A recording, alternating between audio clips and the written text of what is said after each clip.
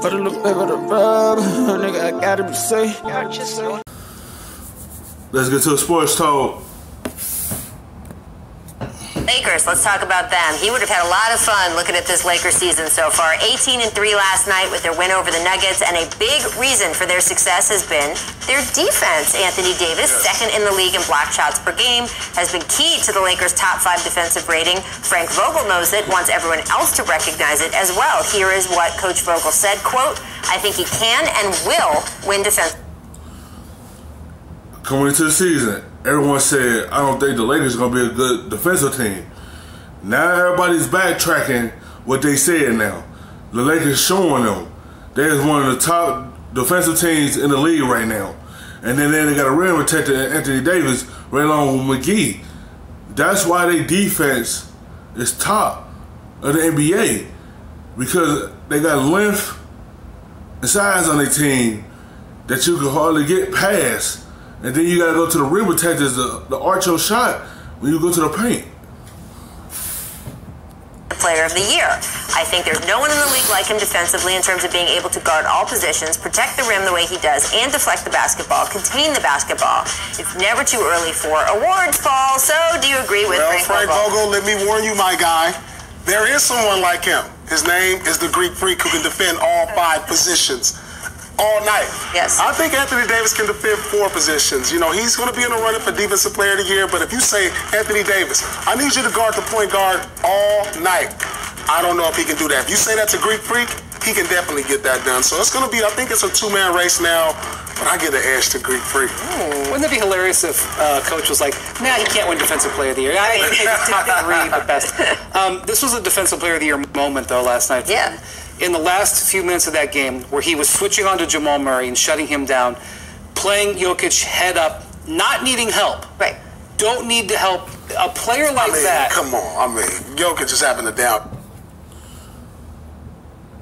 That's what type player LeBron loved playing with. That's the same thing in Miami when he had Chris Bosh.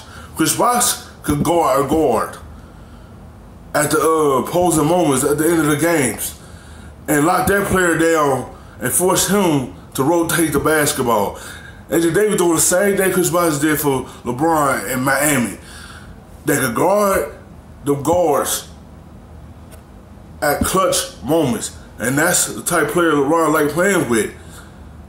No matter what you could do, just help your team win any type of way, and that's what he did. He locked down the other good player in Murray that could score at any type of moment. When Jokic is struggling, they go Murray. And Anthony Davis shutting down. Year now. Fair enough. You talking about Anthony Davis, how athletic he is versus Jokic? First-team All-NBA player. It was last year, awesome. definitely not last year. I thought it was an awesome moment, and it is the reason why he's such a valuable player. That type of defense, that type of situational, what you know it is coming, half-court defense is what you need in the postseason. That's why they're excited. I don't really care whether he wins it or not. I'm sure he cares. I look at that and think about, you know, Denver could play the Lakers in a playoff series and he could come down to a play like that, and having Anthony Davis not needing help and let everybody stay home could be a difference in a playoff game. That's what I'm thinking. Paul, Anthony Davis used to be a point guard before he had that big growth spurt at the end of high 10 school. inches in 1 year. You voted for Giannis as Defensive Player of the Year last year. I did. So are you leaving the Giannis camp? No, Would you go more over to the AD camp? I'm not going to pick an award winner in December, but I'm complimenting how great. No, he's been great, though. Yeah. He's definitely up there. All right, well, you mentioned Jokic. Indeed, Nikola Jokic affected by the Lakers' stifling defense. He shot 4 for 12, 13 points total, had 5 turnovers. And look, it's not just last night's game where he has been struggling. Over his last 4, Jokic is averaging just 9 points. He had a rough patch, Brian, at the start of the season, then seemed to improve. He had 1 or 2 games there where, like... That's why Denver's struggling. Denver struggled because Jokic is not playing like his normal self. Last year, he had a good year. This year, he having an up and down year.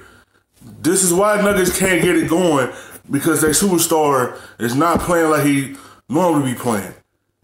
He having a down year this year.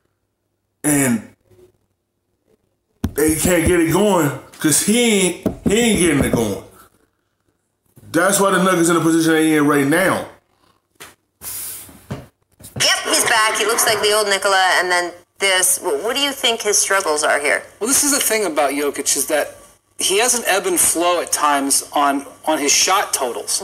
Sometimes he goes through stretches where he doesn't get shots, and they could argue, well, he still impacts the game massively because he's such a great passer, and that's true. But in a game like this, you really need him to take the lead, and this is really comes to the core of whatever. Posing moments. You need your superstar take over the game.